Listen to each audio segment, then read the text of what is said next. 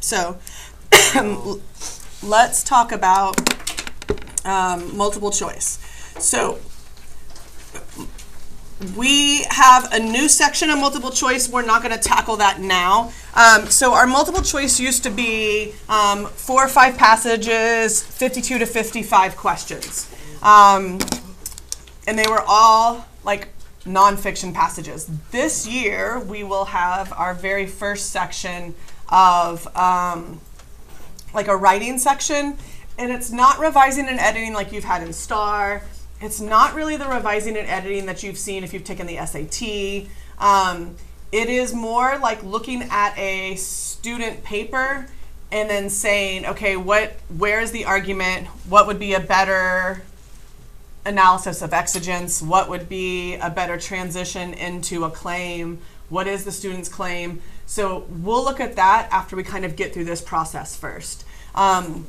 We'll also, in the next week, we're going to enroll you in AP on your College Board website. How many of you have College Board accounts from last year where you checked your AP scores and stuff? All right, I need y'all to start kind of figuring those out. If not, y'all need to go into College Board. I'll put a link on Monday's assignment and create your account. You cannot create a double account because what we'll do is we'll enroll you in my AP language class. And then online, it gives you a lot of like checks and stuff that you guys can do and that we'll use in class. But let's look at the questions. So what we do is this. Once a quarter, you will have an APMC test, a multiple choice test, okay? In the past, and we think with the new test, it'll be about the same, 50% is passing on the multiple choice, okay? So 50%, you usually get wrong. You usually get half of it wrong, all right? The passages themselves are GRE level. GRE is a test you take after you graduate college to go back to college, all right? So it's that reading level, all right? That's why the 50%. When we take a multiple choice test in here, you will have 1 minute per question. So if we have 30 questions, I'll probably give you maybe about 35 minutes. I'll give you a little bit of extra time. When we do that, we will score it based on a square root curve, but you do not get the square root curve until you do the APMC analysis afterwards. So when you take your test, I'll give you how many you got wrong the next week, and then I'll say, okay, you have X number of APMC analysis to do. So you will earn your points, you'll earn your square root curve, plus we might give you 10 points on top of that, plus you get a 100 for the formative grade. So it kind of gives you a bonus in multiple places. All right, let's go through and look. A couple of ways that we attack the passage. For right now, we are not going to read the passages before we start answering questions, because when we start reading the questions, or when we start reading the passage, if we read the passage, we run out of time. We run out of time. So for right now, we're going to try this strategy, and then as we get into the semester and we take tests, you can say, hey, I want to try to read the passages this time, and we'll try strategies, right? But we'll try them all together as we go through. All right, a couple of things when we jump in. First, we do want to look at what it tells us about the passage itself. The following passage is an excerpt from a speech delivered by a leading women's rights activist. Okay, so this is going to tell you who the speaker is. This is also going to tell you who the audience probably is, right? And then 1913 will tell you the date. So we don't need to necessarily dig in, but if you can dig in and say, okay, what's happening in the early 1900s, right? What do we know? Then you can. I ended up copying the passage front and back for you, and not worrying about like doing it side by side so that you can pull the questions out. All right, so let's look at the questions, and then we're going to kind of go back and forth. All right, looking at your yellow page, this is something that you're going to use all year long. One of the things that we work on in APMC analysis is we look on identifying the type of question. Why do we identify the type of question? Because when you get to the day of the test, you'll be able to understand what questions you struggle with the most, where you need to spend your time, where you need to move past, because most of the time for the last year, you've gotten 80% of those questions wrong. So we're not going to waste our time trying to figure out the right answer for that one when we can figure out the right answer in another one. All right, so let's look at the types. So our first type is purpose and main idea. This one is also going to be exigence questions, so add that. This is going to be a new type of question, the exigence question. So that, and we'll see that as the first question. These are the hardest. All right. When we look at these types of questions, these are not all the types, but these are some of the question stems that you will see, right? The primary purpose, this one's also going to see the author's exigence. Will also be in this one. The author believes firmly that which of the following best represents the author's intended audience. The author's argument is meant chiefly to. So these are examples. These are talking about like kind of really whole passage stuff, which makes it difficult. Inference, attitude, and tone. Inference, again, this is the second hardest. What does it mean to infer something? Hint. Assume. Yeah, I mean, when you infer, you can't go back and say, there's the answer, right? So our assertions are kind of inferences, right? Because we're having to say these 3 or 4 things apply to that. So these 2 are the hardest because there is not a direct answer in there, right? Structure and organization. I think these go from hardest really to easiest. Structure and organization is going to be like, where's the major shift in the development? Paragraph blank is primarily developed by. The following describes the relationship between the blank and the paragraphs. So you'll see as you get in there. Y'all have done multiple choice, right? Well, I mean, y'all have done multiple choice tests. But y'all have done passages from applied practice that have like 5 answers, right? And they're kind of hard and they have a little passage. Most of the ones y'all did last year, were they based on a novel that y'all were reading? Yeah. Okay. So that those, even though they might have been a little difficult, they're still easier than what you're going to see.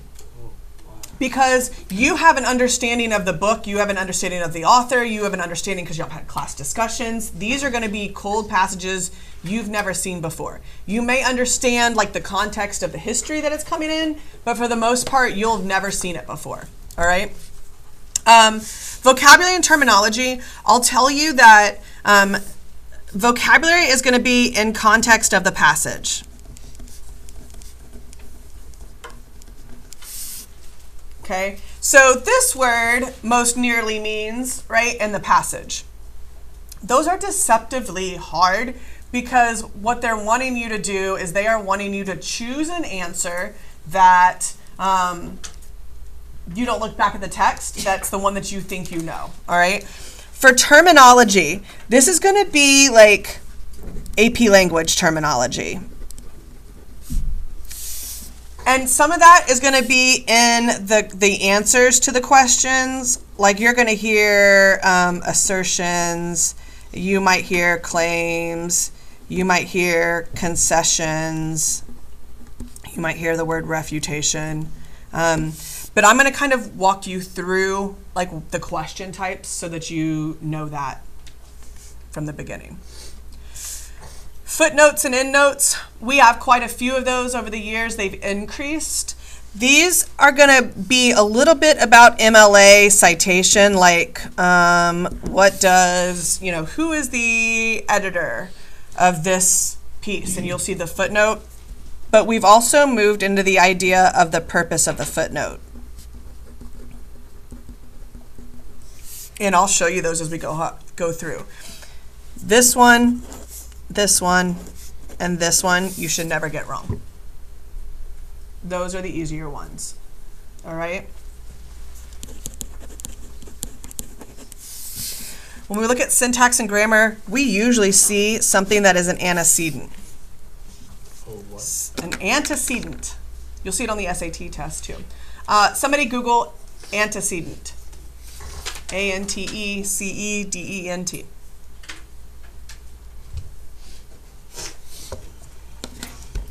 thing or event that existed before or logically precedes another.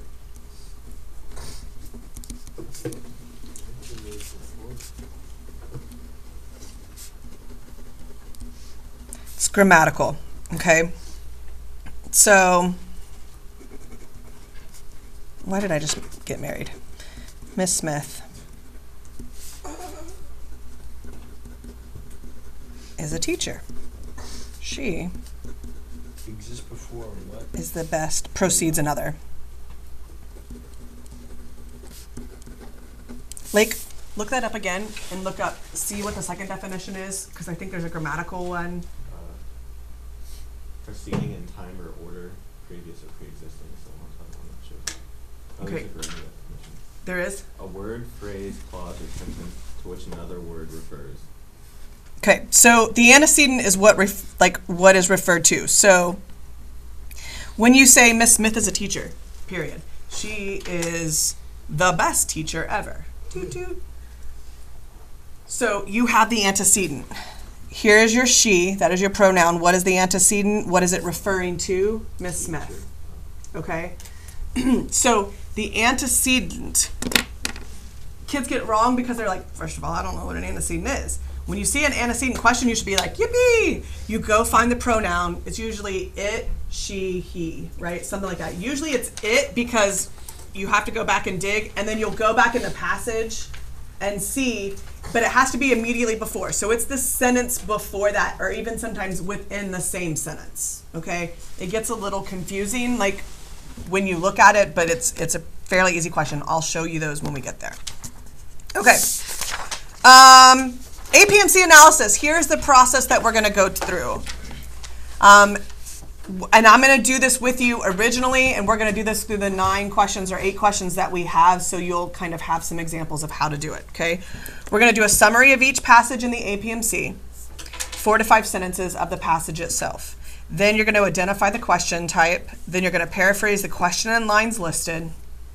Then any terminology that needs to be defined, you're going to define it, find evidence in the passage if there is some in there for that, paraphrase each answer choice, find specific text evidence that may or does justify the answer choice. Label distractor choices. We'll talk about that here in a minute. Make sure to identify how it's a distractor. What's the correct answer? Why did you choose or not choose it? Make sure that it is a thorough reflection of why you missed it. Okay? Of what you missed and why. This takes, one question will tend to take you 15 to 20 minutes to do an analysis over. All right, so when we're talking an APMC test and we're talking you have 10 to 12 to do, it's going to take you probably a total of 3 or 4 hours to do. Holy crap, here comes the homework. How many days do you give us for those? Do what? How many days would you give us for those? I usually give them to you, so like if we take a test during the week, I give a couple of days for everybody to come in, right, and make up that test. And then usually I give you at least a weekend plus usually the next week. So usually I'll give it to you on a Thursday or Friday, and I'll say, here you go, you have the weekend, they're due next Thursday, right? So I give you plenty of time. Now, I do understand with that, y'all are gonna wait until the night before. But, I give you the time. The other thing that I've realized over the years is that y'all are motivated by grades. So I have to make this worth your while, right? How do I make it worth your while? I give you a square root curve. So if you get a 50, you're probably going to get like an 80 something, okay? Plus I give you 10 points on top of that. So then you get a 90 something. Plus you get a 100 as a formative grade, right? So the work, I make it worth your while. Does that make sense? And here's the reason why we're doing this. I started it many, many years ago, probably about 4 or 5 years ago, because what we see in our test is the higher you score in multiple choice, it allows you a little wiggle room on one of your essays, right? So, it's like the SAT, right? The higher your GPA, you don't have to get as high on your SAT, right? They kind of balance each other out. So we're doing the same thing. So what I've seen over the last 4 or 5 years is that kids move from 30, 40%, 50%, we usually, by the time we take the test in May, majority of us are anywhere between 60, 65%, and 80%. Okay, so a lot of my kids, if you can get above 70%, you're walking into the exam with an automatic 1. I mean, which is not great, but that's a 1 that you're walking in with. Does that make sense? So we do the work and it does get easier, right? You do get faster. Okay. All right. When I grade your APMC analysis, you either get 100 and you get the square root curve and you get the 10 points. You get a 50 because you did it your way, you did it halfway, you didn't do all of them. Or you get a 0 because you either didn't do the work or it's not even close to what I want. Okay? I will tell you, and you guys know this, a 0 in the grade book is, no. A 0 in the grade book as a formative will lower your grade 8 to 10 points. On average. All right. The multiple choice test is meant to be a grade boost for each quarter. It is a grade boost, right? I mean, for most kids, it's a grade boost. For those that don't do the work, that don't turn it in, those are the only kids that I really see fail for me in a quarter, are the kids that don't turn that work in. Everybody else, if you turn your work in, you'll pass no matter what. I know y'all were all freaked out yesterday. If you'll do your work, right, you won't fail. With me? All right, let's talk about distractors. I should have added that on here. Let's talk about types of distractors. So, what is a distraction in class? Point to who is a distraction in class. Just kidding. Oh, who'd you point to? I just like playing with Easton. Poor Easton. Easton, what would you define as a distraction in class? What is a distraction? Like a person or just a distraction? Just a distraction overall. Phones. Phones, okay. Why are phones distractions in class? What do? They make noise. Thank you. They take your attention away, right? So, oh, smart kids. So we have distractors in multiple choice. If y'all remember those passages from last year and the multiple choice from last year, did you get to a point where you narrowed it down to at least 2 or 3 and you're like, they're both right answers? Like they can both be right, right? Those are distractors. So what we need to do, we need to get better at identifying distractors, because when we identify distractors, you're going to be more inclined to choose the right answer. When you narrow it down and you can go, here are my 2 answers. Is one of these a distractor? Yes, this is a distractor. I'm going to choose the other one. If we can see that trend, that's something we can fix. All right? So, distractors. One type of distractor is the answer is right, but not for the selection we're looking at.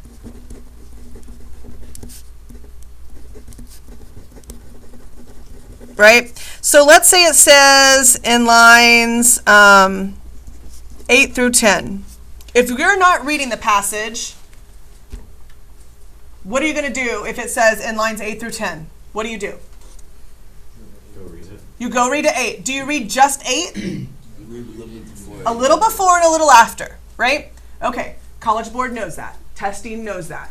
Same thing goes for SAT, ACT. They know that. So they're going to put a correct answer, or an answer that is correct, but for the lines like 6 and 7. Because they know you're going to read a little before. Does that make sense? You with me? Okay, so, or a little after. You also have distractors that are part right, part wrong. Meaning that half of the answer is correct. The second half of the answer is wrong. So your brain, they know how y'all are. Y'all will talk yourself into that answer. Well, it's right. I mean, it's kind of right. I mean, it is right, this part, but this part isn't right. Right? So they know that. That means you'll choose it. Where do you think they put the part right, the right part? Where do you think they put that in the answer choice? Beginning or end? Beginning. Why? Because it catches your attention. It catches your attention. You're going quickly. You see it. You take it. You move forward. All right? Next. Am I blowing your mind yet? Next. I got to remember them. Next.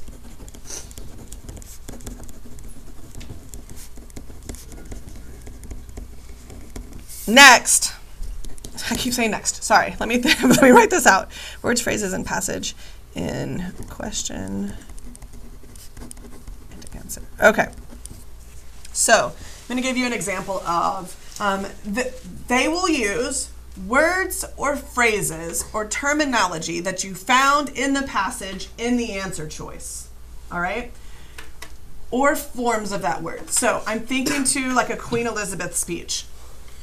In this Queen Elizabeth speech that we'll do eventually one day, right? What are terms that are associated with a queen? Peasant. Peasants. What? Royalty. Highness.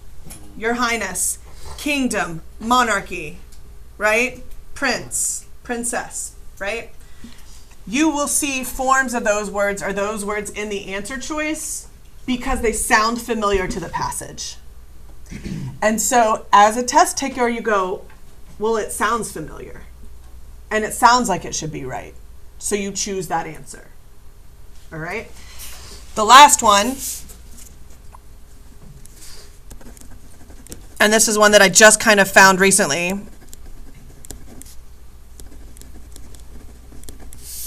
You will find common wrong answers between question choices. All right? Going back to this Queen Elizabeth passage. In the Queen Elizabeth passage, it is Queen Elizabeth's passage to her last speech to her parliament, right? It's right before she is about to leave. It is about how she got all the power from God. She should not take claim of what she's done. It has only been through God's hand that she has been allowed to work and help her people, right? A common wrong answer that we continue to see through those answer choices is she's talking about her enemies. She's afraid of being overthrown. There is talk of being overthrown. So that's a common wrong answer. So you guys see that wrong answer over and over again, and you're like, God, I must have missed something. I haven't chosen that answer yet. It's got to be this one. So when you narrow it down, you're going to narrow it down, and that's going to be one of your answer choices that you narrow it down to. All right? So they're trying to make you see something that's not even there. All right? All right. So these are your 4 types of distractors. So when we're narrowing it down, or when we're looking at answer choices, that's what we want to look for. Good? All right. Here we go. This is the form that you will get every time. After today, like on Monday to finish, we're going to do 2 of them on here. The rest of them you will do on notebook paper. But when you do APMC analysis, I will actually give you enough of these for you to use for every question that you're going to do. All right? The other thing, that I didn't do is the summary. That's okay. You'll also get a sheet for summary. The reason is because it's easier for me to grade these when they're all formatted the same. Okay? All right, so let's look at the questions. Question number 1. Which of the following best describes the writer's exigence in the passage? What question type is this? Purpose, main idea. Yep. Okay. Here's what I'm going to tell you. If I'm taking this one and I haven't read it, I'm going to skip this till the end. Why? You don't know I haven't read it, so I don't know the exigence, right? After I go through, all of our questions are written chronologically, meaning they work their way through the passage from beginning to end. So after you answer all the questions, you have really read the whole passage and have a better understanding, so then you would come back and do this question. Does that make sense? Okay, so we're going to leave question number 1. The question type is going to be purpose. This is one that y'all will do later. Notice you'll paraphrase the question. Paraphrase the section, paragraphs, or lines referred. This is one where you'll just say, see summary. Because this is a whole passage question, so you'll have already summarized those lines. Does that make sense to you? Okay. The rest of it we'll do. You will do Monday. Flip over. We're going to go to question number 2. All right. Question number 2. In the opening paragraph, lines 1 through 10, The writer contrasts a hypothetical rhetorical situation with her own, primarily to. Okay, so this is not a terminology question because we have to look at what the question is overall asking. What do you think it's overall asking? What is it asking you to do? Contrast a hypothetical rhetorical situation. So would it be inference and attitude? Yep, it would be inference. Yep, so this is an inference question. Because even though it has this hypothetical rhetorical situation, right, you have to go in and infer why they used that. Does that make sense? So that's why we're doing. Inference and purpose, you'll probably see them intermittent, like switched. I'm going to try to give you all the question types before you do that, just so that you have those. All right, so question number 2, question type, inference. All right, paraphrase. Paraphrase the question. What is it asking?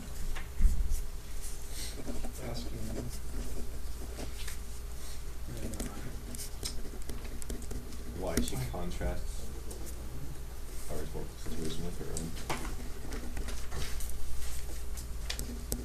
Why did the writer contrast a fake situation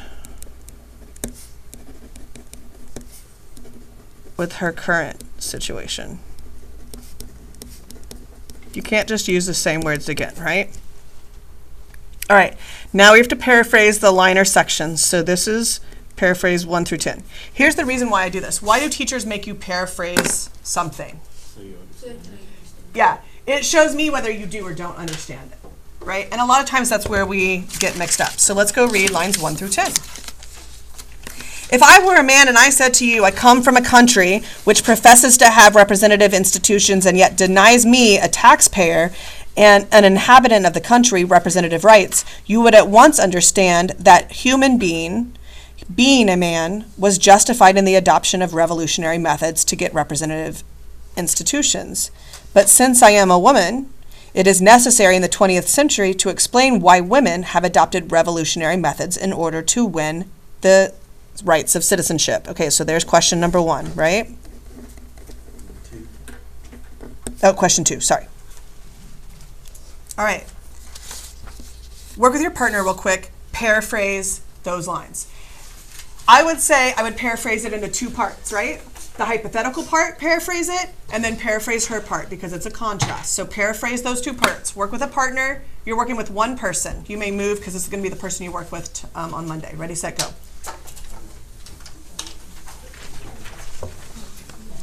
Go, go, go.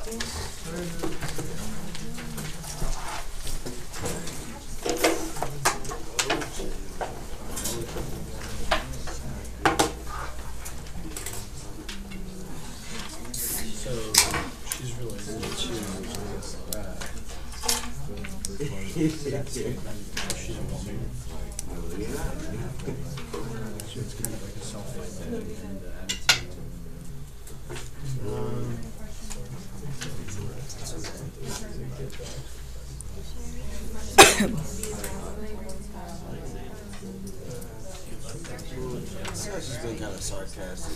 Nope. No, not sarcastic, but Nope. Sarcasm is never a tone that we're going to use, that you're going to see in here, ever, in this class. Unless we do satire. Is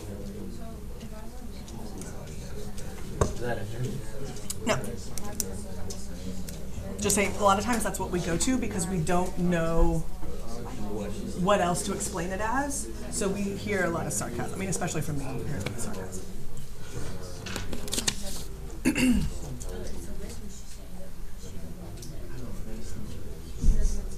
Okay, what is the hypothetical part? So the first part says the speaker talks about what?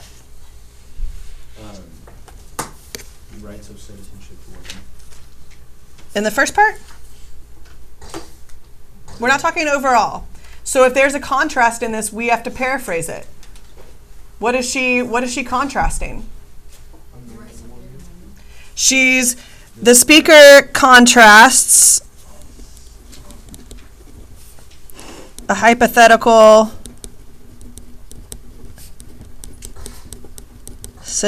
So in that first hypothetical situation, what is the man asking? Where the man, or I say a man, asks for representation, and what is the response given? Of course, no. No, I'm sorry. The man, Oh, no. when the man asks for representation, what is she saying is the response? It's what? Justified. It's justified. It's given, right?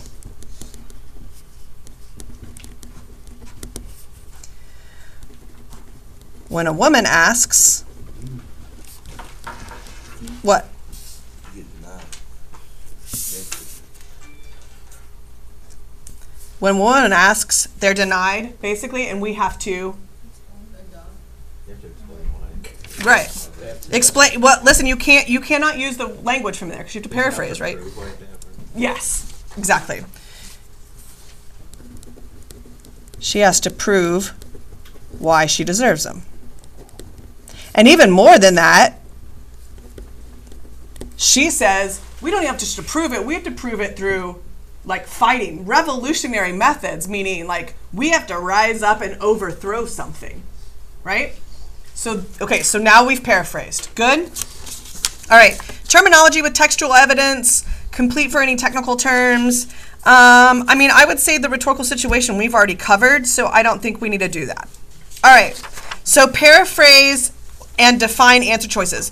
We define if there is like tone words in there. Sometimes it's like what tone is best. So I want you to physically look up the word and not use your own definition. Okay? So let's look at answer choice A. Illustrate the double standards for men and women in the political realm. Okay, what does it mean to illustrate? Okay, so she shows what? Can we use double standards? Nope. What is a double standard? What does it The mean? difference between. She shows, and double standard is not just the difference between men and women, it's how they're treated, right? So she shows the difference in how men and women are treated politically. Okay.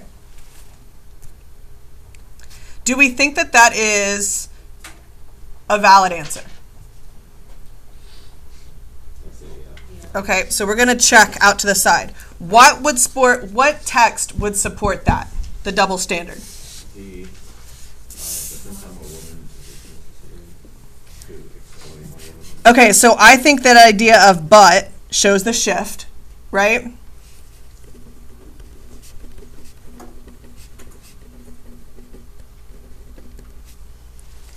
And I'm going to put line, You can't see. Can you make that into oh, there we go. I'm going to put line 6, 7.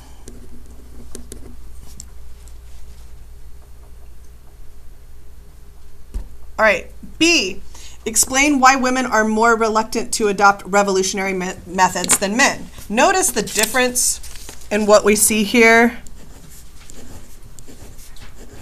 Isn't that one a distractor? Why would it be a distractor? Because it uses stuff from the passage. Dun, dun, dun, dun. Okay, so do this. Paraphrase I missed it. paraphrase the answer for me, and then we'll talk about what the explanation is. So with your partner, paraphrase the question, or paraphrase that answer real quick.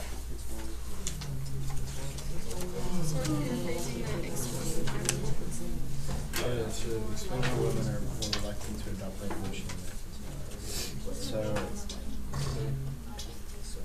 So it's using words from. Look up the definition for explain, because you don't want to just use different words, because explain, illustrate, suggest are all different things.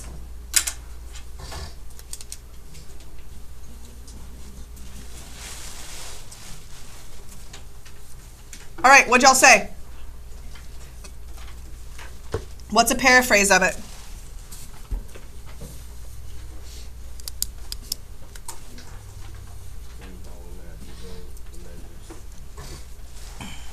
So she, oh geez.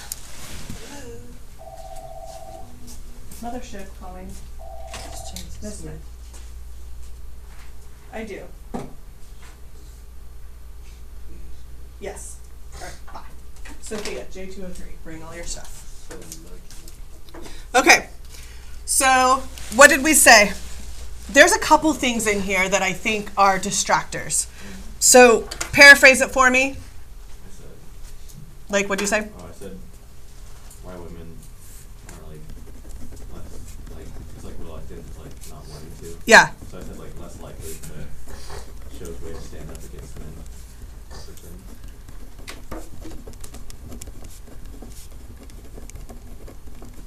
Okay. One, I'm going to label this a distractor here. Sophia, are you going? Okay. All right. The other thing, why is it a distractor? Because, what distractor is it? Words from the passage.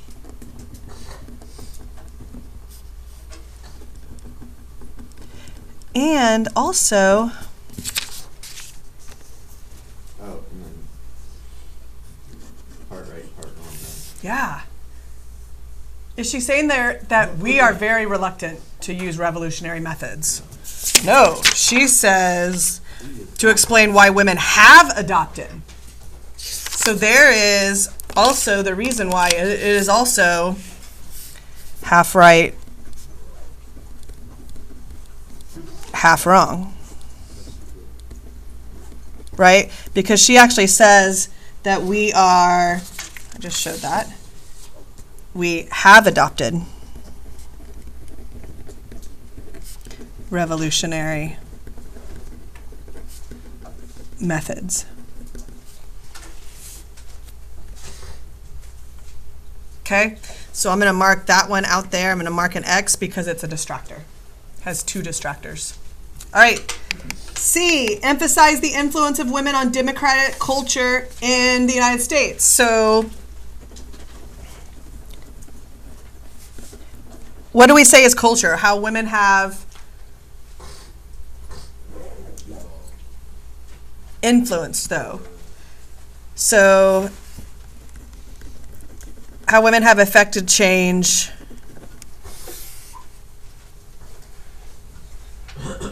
culturally. Like, how would we describe culturally?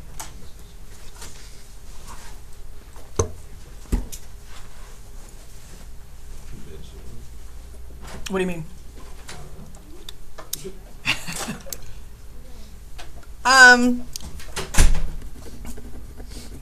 I would say just throughout society. Okay. Wait, what did you write there? I said how women have affected change throughout society.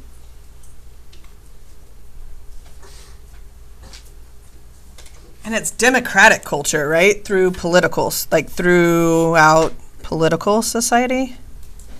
Kind of. I mean, it's like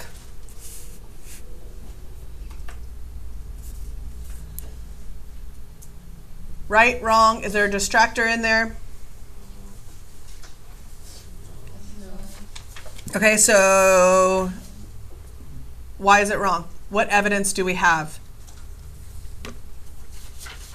Well, it's not saying that they have an influence, it's saying that they have to fight. Okay, good. So she actually says they have no influence, right?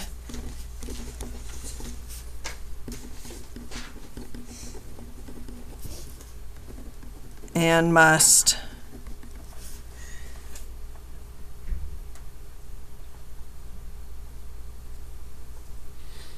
and have, I think we go back to adopted revolutionary methods. So I think that goes back to the same piece of evidence, right? And I also don't think that she's talking about democratic culture. She's just talking about she doesn't have the right. It's not really the culture, it's the laws, right? Culture and laws are two different things. All right. D, suggest that American women's civil rights have been eroded in the 20th century. What does eroded mean? They've what? Broken down. So she suggests that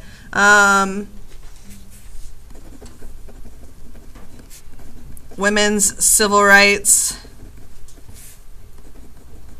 have broken down in the 1900s. Why is that wrong? Because they just didn't have. They had no rights.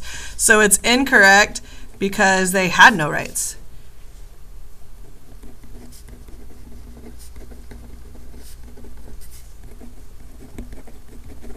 I mean, I don't know if there is proof in there. Is there for that? No.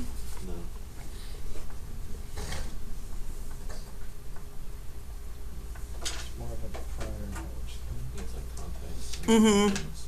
Well, and she says, you know, it's necessary in the 20th century to explain why women, right, have adopted that. Okay, and then E, highlight the obstacles women encounter when immigrating from other countries. So E, immigrating mean, That means coming into, right? yeah, problems women have coming into the country.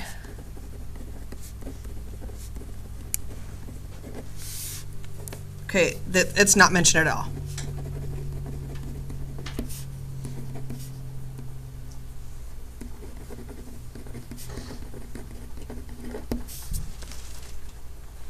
All right, so your correct answer is, A. so distractors are B, and is that the only one we saw? Okay, why I chose the wrong answer, we won't have that, so when we're doing this one on Monday, you won't have that one, and I don't think we'll have the explanation because the explanation is above.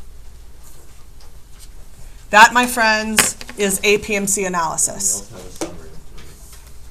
And you what? We have a summary too, right? Yeah, so let's do this. Let's put the summary for this one. Let's put the summary.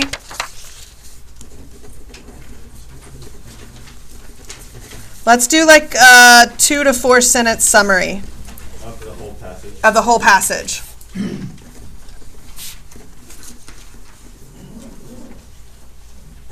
So looking at what we just did, I would say